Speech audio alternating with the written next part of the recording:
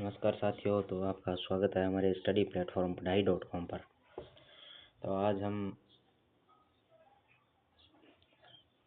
राजस्थानी भूगोल का जो दूसरा और महत्वपूर्ण टॉपिक राजस्थान के मृदा संसाधन है, जो उससे संबंधित कुछ महत्वपूर्ण प्रश्न जो परीक्षा की दृष्टि से बहुत महत्व रखते हैं, वो स्टार्ट करने जा रहे हैं। और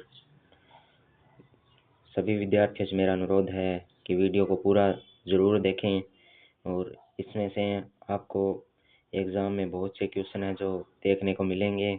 तो उम्मीद करता हूँ आपको इससे बहुत मदद मिलेगी और आप इसे आगे भी शेयर करेंगे। तो चलिए शुरू करते हैं आज की क्लास। आज का पहला प्रश्न है राजस्थान की मृदा संसाधन से संबंधित।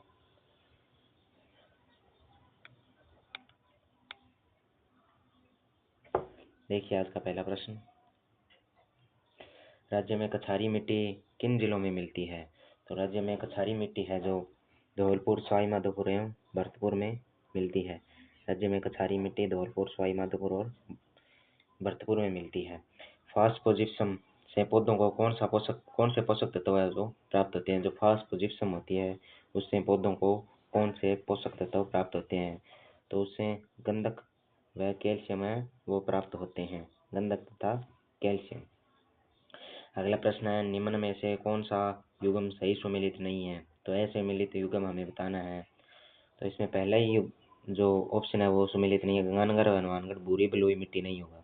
गंगानगर व हनुमानगढ़ में भूरी बलुई मिट्टी नहीं है। अगला उदयपुर व चित्तौड़गढ़ में लाल व काली मिट्टी, कोटा व झालावाड़ में काली मिट्टी, अलवर व जयपुर में कछारी मिट्टी। बाकी तीनों ऑप्शन करेक्ट है। अगला प्रश्न है, ऊसर भूमि किसे कहते हैं? तो ऊसर भूमि खारी एवं लवणीय भूमि को क्या कहते हैं? ऊसर भूमि कहा जाता है। ऊसर भूमि खारी एवं जो लवणीय और खारी भूमि होती है उसे ऊसर भूमि कहते हैं, क्योंकि वो उपजाऊ तो होती नहीं। तो जो अनुपजाऊ भूमि होती है और जो लवण युक्त भूमि होती है उसे क्या कहते हैं? ऊसर भूमि कहते हैं। अगला प्रश्न है, राज्य में बालुका स्तूप वाले क्षेत्रों में पाई जाती है। राज्य में बालुका स्तूप वाले क्षेत्रों में पाई जाती है। तो बालुका स्तूप वाले क्षेत्र में जो मिट्टी पाई जाती है उसका नाम हमें बताना है। तो इसमें जो पीली भूरी मिट्टी है वो राज्य के बालुका स्तूप वाले क्षेत्रों में पाई जाती है, यानी जहाँ पर जिन्हें स्थानीय भाषा में टिब्बे और धोरे भी कहते हैं। टिब्बे और धोरों की मिट्टी बताना है हमें कौन सी है। टिब्बे या धोरे, उनकी मिट्टी बताना हमें कौन सी है। तो पीली एवं भूरी बलुई मिट्टी है जो धोरों की मिट्टी या बालुका स्तूपों की मिट्टी है। अगला प्रश्न है, निम्न में से किस उर्वरक में से अधिकतम पोषक तत्व होंगे? तो सर्वाधिक जो ऐसा उर्वरक बताना है जो सर्वाधिक पोषक तत्वों को प्रदान करता है। तो डाई अमोनियम फास्फेट, जिसे हम डीएपी भी कहते हैं। डीएपी जो कृत्रिम खाद है, डीएपी वो डाई अमोनियम फास्फेट होती है। और यूरिया तो पता ही है आपको, सफ़ेद रंग की, ये डाई अमोनियम फास्फेट है जो हमारे यहाँ काले रंग की दानेदार होती है। और यूरिया सफ़ेद रंग की दानेदार सिंगल सुपर फास्फेट, यह भी थोड़े बड़े कंक्रीट से थोड़े छोटे जो चने के दाने होते हैं उसके समान काले रंग की होती है, सिंगल सुपर फास्फेट। और पोटास, ये भी सफ़ेद रंग की होती है, पोटास। अगला प्रश्न देखिए, लवणीय मिट्टियों में निम्नलिखित में से किस उर्वरक का उपयोग, जो लवणीय मिट्टियां हैं उसमें सर्वाधिक किस उर्वरक का उपयोग रहता है? तो मरुस्थलीय मिट्टी में या लवणीय मिट्टी या ऊसर मिट्टी, उसमें सर्वाधिक डाई अमोनिया, जो सीधी अमोनिया सल्फेट है, अमोनिया सल्फेट, उसका जो प्रयोग है वो सर्वाधिक किया जाता है। अगला प्रश्न है, फसल को नाइट्रोजन से भरपूर करती है। जो मटर की फसल है नाइट्रोजन से भरपूर करती है। तो नाइट्रोजन है जो फलीदार पौधे होते हैं उनकी जड़ों में नाइट्रोजन,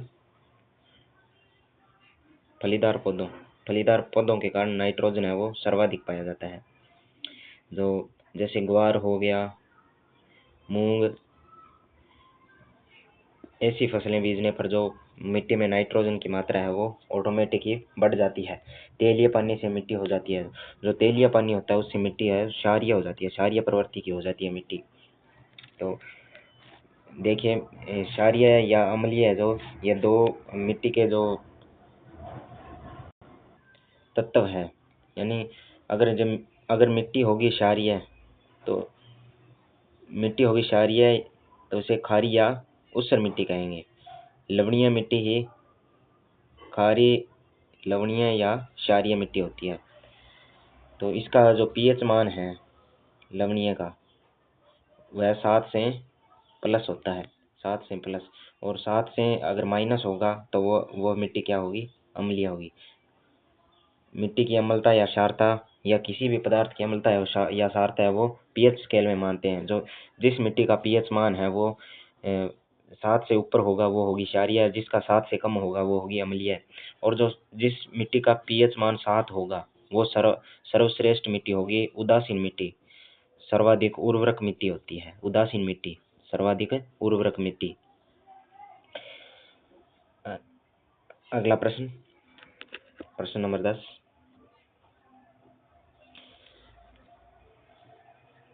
राज्य में जल अपर्दन तथा वायु अपर्दन से सर्वाधिक प्रभावित मिट्टियां हैं। तो जल अपर्दन और जो वायु अपर्दन है उससे जो सर्वाधिक प्रभावित मिट्टियां वो हमें बतानी है। तो जल अपर्दन से जो काली मिट्टी है वो सर्वाधिक प्रभावित है। काली मिट्टी जल अपर्दन से प्रभावित है और बलुई मिट्टी है वो वायु अपर्दन से। बलुई मिट्टी कहाँ पाई जाती है, मरुस्थल में। और जो काली मिट्टी है वो दक्षिण में पाई जाती है, दक्षिण में कोटा क्षेत्र में, कोटा। तो यहाँ चंबल नदी बहती है और अन्य नदियां बहती है जो अपने साथ इस मिट्टी को क्या है बहा ले जाती है, जिससे जो गहरी गहरी खाइयां बन जाती है उन्हें क्या कहते हैं, बीहड़ कहते हैं। अगला प्रश्न है, मरुस्थलीय जिलों में सर्वाधिक खाद्य फसल बोई जाती है। तो मरुस्थलीय जिलों में सर्वाधिक कौन सी खाद्य फसल, बाजरा सर्वाधिक सूखा सहनशील फसल है। अगला प्रश्न है, राजस्थान में मृदा परीक्षण के लिए प्रयोगशालाएं कहाँ स्थापित की गई हैं। तो जोधपुर व जयपुर में मृदा जो परीक्षण के लिए प्रयोगशालाएं हैं वो स्थापित की गई हैं। अगला है, निम्नलिखित को सुमेलित करना है। तो ये मिट्टियों के प्रकार है, एल्फी सोल्स है, उसके जो उप मृदा कण है तो उस्टाल्फ है, एल्फी सोल्स के उप मृदा कण है। अगला है एरिड सोल्स के दो उप मृदा कण होते हैं, एक सामेंट्स होता है और एक होता है प्लूवेंट्स। सामेंट्स और प्लूवेंट्स, एरिड के हो गए सामेंट्स। एंटीसोल के ऑर्थिड्स, कैलियोर्थिड्स और सेमी ऑर्थिड्स। और अगला हो गया इंसेप्टिसोल्स। तो इंसेप्टिसोल्स का हो जाए क्रेप्टस, जिसे उस्टोक्रेप्टस भी कहते हैं। अगला प्रश्न है, राज्य में किस मिट्टी का क्षेत्र सर्वाधिक है। तो रेतीली मिट्टी है वो राजस्थान में राज्य में सर्वाधिक पाई जाती है। अगला प्रश्न है, मृदा अपरदन में सर्वाधिक सहायक नदी है। तो मृदा अपरदन में सर्वाधिक सहायक नदी है वो चंबल नदी है। चंबल नदी जो बीहड़ या डांग क्षेत्र में बहती है, जिससे क्या है, मृदा अपरदन जो जल से होता है। अगला प्रश्न देखिए, भारतीय कृषि विभाग ने मिट्टियों के वर्गीकरण किस आधार पर किया है। तो भारतीय कृषि विभाग है उसने मिट्टी की उर्वरता के आधार पर किया है। जो मिट्टी का वर्गीकरण है, मिट्टी की उर्वरता के आधार पर मिट्टी का वर्गीकरण किया है। अगला प्रश्न है, अरावली के किस भाग में रेतीली मिट्टी पाई जाती है। तो अरावली का जो पश्चिमी भाग है उसमें रेतीली मिट्टी पाई जाती है। अगला प्रश्न है, राजस्थान में घग्गर में बाढ़कृत मैदान में पाई जाने वाली मिट्टी। तो बाढ़कृत मैदान में कौन सी मिट्टी पाई जाती है, भूरी मटियार दोमट मिट्टी। भूरी मटियार दोमट मिट्टी है जो राजस्थान के घग्गर में बाढ़कृत मैदान में पाई जाती है। अगला प्रश्न है, राज्य में चंबल और माही बेसिन में पाई जाने वाली मिट्टी। तो चंबल और माही बेसिन में काली मिट्टी पाई जाती है। अगला प्रश्न है, राज्य में काली मिट्टी के संबंध में निम्न में से कौन सा तथ्य असत्य है। तो चंबल और माही बेसिन में कौन सी मिट्टी पाई जाती है, काली मिट्टी। अगला प्रश्न है,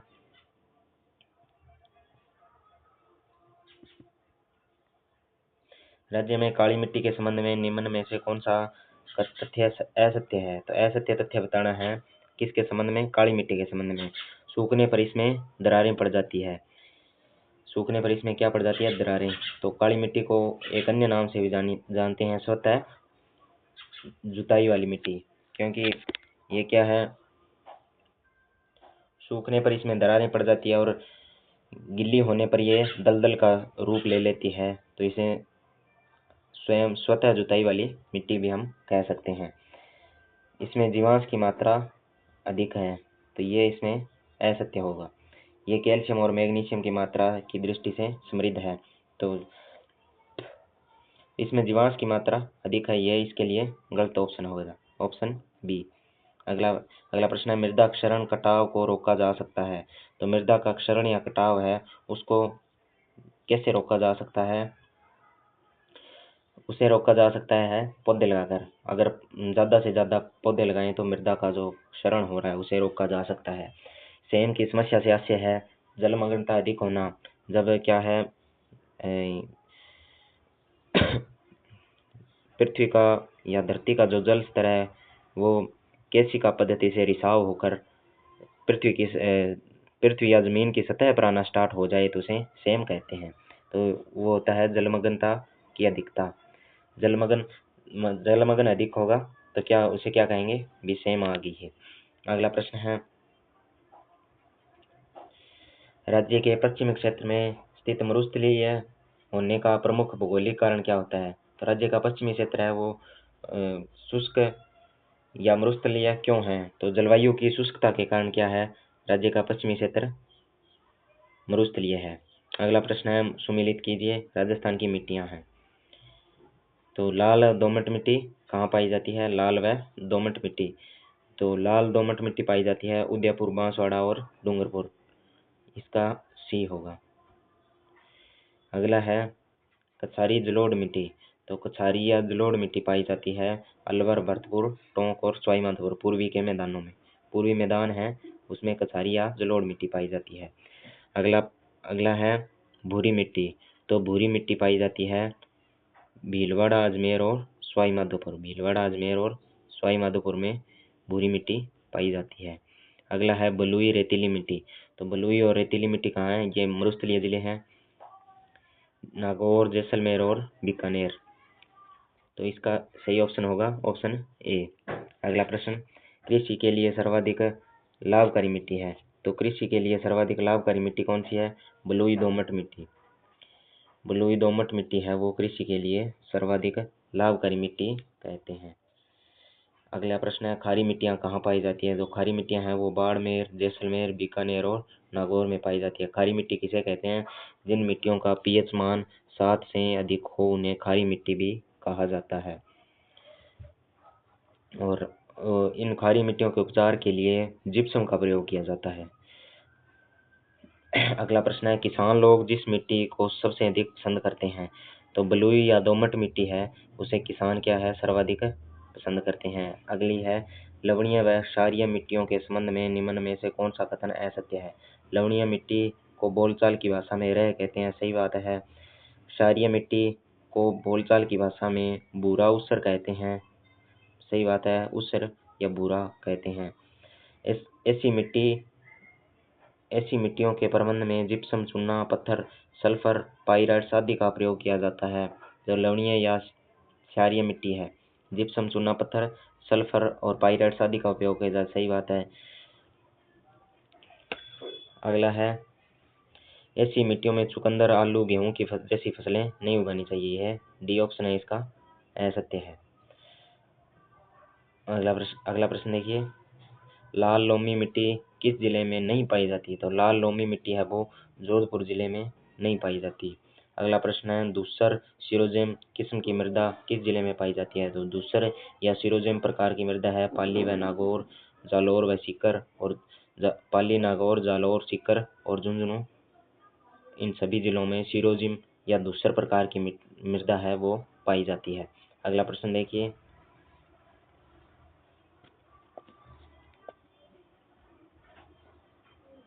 राज्य में मरुस्थल के प्रसार को रोकने का उपाय है। तो राज्य में मरुस्थल का प्रसार किस प्रकार रोका जा सकता है। शुष्क कृषि को प्रोत्साहन व चराई पर नियंत्रण, सिंचाई के साधनों का विकास, मरुभूमि के अनुकूल वृक्षों का अधिक से अधिक रोपण। तो उपयुक्त सभी सत्य है। अगला प्रश्न, सेम किस स्थिति से संबंधित है। सेम मिट्टी मृदा के अपरदन या कटाव से संबंधित है। जब मिट्टी की जो केशिका है उसमें रिसाव होने लगता है, जो मिट्टी के नीचे चूने की परत जम जाती है उससे केशिका रिसाव स्टार्ट हो जाता है, जिससे जो मिट्टी में जो पानी है वो ऊपर की ओर आना शुरू हो जाता है। जो धरती की सतह पर पानी इकट्ठा होने लगता है तो उसे जलमग्नता कहते हैं, और इस जलमग्नता को ही सेम कहते हैं, जलमग्नता। अगला प्रश्न देखिए, राज्य के पश्चिमी क्षेत्र की मिट्टी लवणों से अधिक प्रभावित है, क्यों प्रभावित है? इसका कारण पूछा है भी, जो पश्चिमी मिट्टी है वो अत्यधिक लवणीय मिट्टी ही क्यों है? तो ये इसके प्रमुख कारण है, निचली मिट्टी के परत में मिट्टी पर खारे पानी की अधिकता। तो जो पश्चिमी राजस्थान में मिट्टी पाई जाती है उसके जो नीचे मिट्टी की परतें हैं उनमें क्या है, खारे पानी की अधिकता है। खारे पानी की अधिकता के कारण क्या है, वो मिट्टी है वो लवणीय है। अगला है, कच्छ की खाड़ी से हवाओं द्वारा लवणों को उड़ाकर लाना। तो कच्छ की खाड़ी से जब हवाएं इधर पश्चिम के मरुस्थल की ओर चलती है तो उससे जो लवणीय मिट्टी है वो उड़कर मरुस्थल में आ जाती है, इस कारण भी लवणीय मिट्टी अत्यधिक पाई जाती है। अगला है, ऊपरी परत का मिट्टी पर लवणों की अधिकता। ऊपरी परत की जो मिट्टी है उस पर लवणों की क्या है, अधिकता पाई जाती है, इस कारण ये मिट्टी क्या है, लवणीय मिट्टी है। तो इसके लिए उपयुक्त सभी जो सही भी ऑप्शन है वो सही होंगे। अगला प्रश्न देखिए, कथन और कारण है। राजस्थान में पाई जाने वाली सिरोजम मिट्टी सिरोजम मिट्टी की उर्वरक शक्ति है अपेक्षाकृत कम होती है। सिरोजम मिट्टी में नाइट्रोजन और कार्बनिक पदार्थों की कमी होती है। तो ए और आर दोनों सही है, परंतु आर ए की सही व्याख्या करता है, तो ऑप्शन सी करेक्ट। अगला है, राज्य के पूर्वी मैदानी भाग में मिट्टी को निरंतर उर्वरता बने रहने का प्रमुख कारण क्या है? जो राजस्थान का पूर्वी भाग है उसमें मिट्टी का निरंतर क्या है, उर्वर है। तो इसकी निरंतरता का कारण क्या है? तो प्रतिवर्ष क्या है, नवीन जलोढ़ मिट्टी है उसका क्या है, जमाव होता है। कारण यहाँ नदियाँ पाई जाती है, उनमें क्या आती है, बाढ़ आती है, तो उस कारण प्रतिवर्ष जो नई जलोढ़ मिट्टी है उसका जमाव हो जाता है, जिस कारण यहाँ पर जो मिट्टियाँ हैं निरंतर क्या है, उपजाऊ रहती है। अगला प्रश्न है, मिट्टी की उर्वरता एवं उत्पादकता को प्रभावित करने वाला मुख्य कारक है। तो मिट्टी की उर्वरता और जो उत्पादकता है वो किस तत्व पर सर्वाधिक निर्भर करती है? तो वो है जैविक तत्व। अगला प्रश्न है, जल में किसकी अधिकता से मिट्टी क्षारीय होती है? तो जल में सोडियम यानी NaCl, सोडियम या क्षारीयता या सोरा भी इसे कहते हैं, सोरा जिसे कहते हैं ना, अगर उसकी अधिकता मिट्टी में होगी तो मिट्टी क्या है, क्षारीय हो जाती है। अगला है, जिलों में जिस युग में जलोढ़ मिट्टी पाई जाती है? तो भरतपुर और धौलपुर क्या है, ये है पूर्वी जिले, तो इनमें जलोढ़ मिट्टी पाई जाती है। राजस्थान के थार के मरुस्थल की भूमि उपजाऊ होने के बावजूद इस प्रदेश की आर्थिक प्रगति नहीं हो सकी है, क्योंकि यहाँ बहुत कम वर्षा है। तो राजस्थान में थार की मरुस्थलीय भूमि है वो उपजाऊ तो बहुत है, लेकिन यहाँ वर्षा की क्या है, कमी है, इस कारण जो आर्थिक प्रगति है वो नहीं हो सकी है। अगला प्रश्न देखिए, राजस्थान में बेकार भूमि का क्षेत्र किस जिले में सर्वाधिक पाया जाता है? तो राजस्थान में जो बेकार भूमि है सर्वाधिक जैसलमेर जिले में पाई जाती है। अगला प्रश्न है, सामान्य मृदा का पीएच मान कितना रहता है? तो सामान्य मृदा का पीएच मान है वो 6.7 से 7.5 के बीच में रहता है। अगला प्रश्न है, राज्य के कुल भौतिक क्षेत्रफल की लगभग कितना भाग मिट्टी अपरदन से प्रभावित है? तो राज्य का 1/3 क्षेत्रफल है वो मृदा अपरदन से प्रभावित है। अगला प्रश्न, मृदा अपरदन के निम्नलिखित में से किस प्रकार से राजस्थान का सर्वाधिक क्षेत्र प्रभावित है? तो वायु अपरदन से राजस्थान क्या है, सर्वाधिक प्रभावित है, वायु अपरदन से। अगला है, राजस्थान में तेज गर्मी के कारण ग्रीष्म ऋतु में वायु में संवहनिक धाराओं की उत्पत्ति होने से जो स्थानीय भंवर उत्पन्न होते हैं उन्हें क्या कहते हैं? जैसे बम्बुलिया या बतुलिया कहते हैं, बम्बुलिया कहते हैं। जो स्थानीय संवहनीय धाराएं उत्पन्न होती है, इससे जो वायु भंवर या छोटे चक्रवात जैसे रूप में पैदा होते हैं उन्हें भंबुलिया कहा जाता है। अगला प्रश्न है, राजस्थान में ग्रीष्म ऋतु का औसत तापमान कितना रहता है? तो राजस्थान में ग्रीष्म ऋतु का औसत जो तापमान है वो 35 से 40 डिग्री सेल्सियस के बीच रहता है। 35 से 40 डिग्री सेल्सियस। अगला प्रश्न है, मृदा में रासायनिक तत्वों की फसलों द्वारा पूर्ति करने हेतु फसल चक्रण की कौन सी पद्धति अपनाई जाती है? तो फसलों का हेर फेर कर बोना एवं भूमि को प्रति छोड़ना जो रासायनिक तत्वों की पूर्ति से ज्यादा हो पाती है। अगला है, एरिडोसोल्स मृदा पाई जाती है, तो शुष्क जलवायु क्षेत्र में एरिडोसोल्स पाई जाती है। अगला प्रश्न है, राजस्थान का कौन सा क्षेत्र जल द्वारा मिट्टी अपरदन से सर्वाधिक प्रभावित है? तो राजस्थान का जो दक्षिणी क्षेत्र है उसमें जल द्वारा सर्वाधिक मृदा अपरदन होती है। मृदा में लवणीयता की समस्या का क्या समाधान है? तो मृदा में लवणीयता की समस्या आती है, उसका जो सर्वाधिक जो उपयोगी समाधान है वो खेतों में जिप्सम तथा रॉक फॉस्फेट का उपयोग, जिससे मृदा की जो लवणीयता की समस्या है उसे रोका जा सकता है। अगला प्रश्न है, राजस्थान में शासन की भूमि सुधार नीति का सर्वाधिक महत्वपूर्ण उद्देश्य कौन सा रहा? तो राजस्थान में शासन की भूमि सुधार नीति का सर्वाधिक महत्वपूर्ण उद्देश्य है वो रहा है शोषण व सामाजिक अन्याय के समस्त तत्वों का विलोपन। शोषण व सामाजिक अन्याय के समस्त तत्वों का विलोपन, इससे भूमि सुधार कहा जाता है। भूमि सुधार आंदोलन के जो प्रणेता है वो थे मामा बालेश्वर दयाल। तो यह जरूर याद रखना, और अगर आपने सभी ने पूरी वीडियो देख ली है तो लाइक शेयर और सब्सक्राइब करना न भूलें। धन्यवाद। जय हिंद, जय भारत, जय राजस्थान।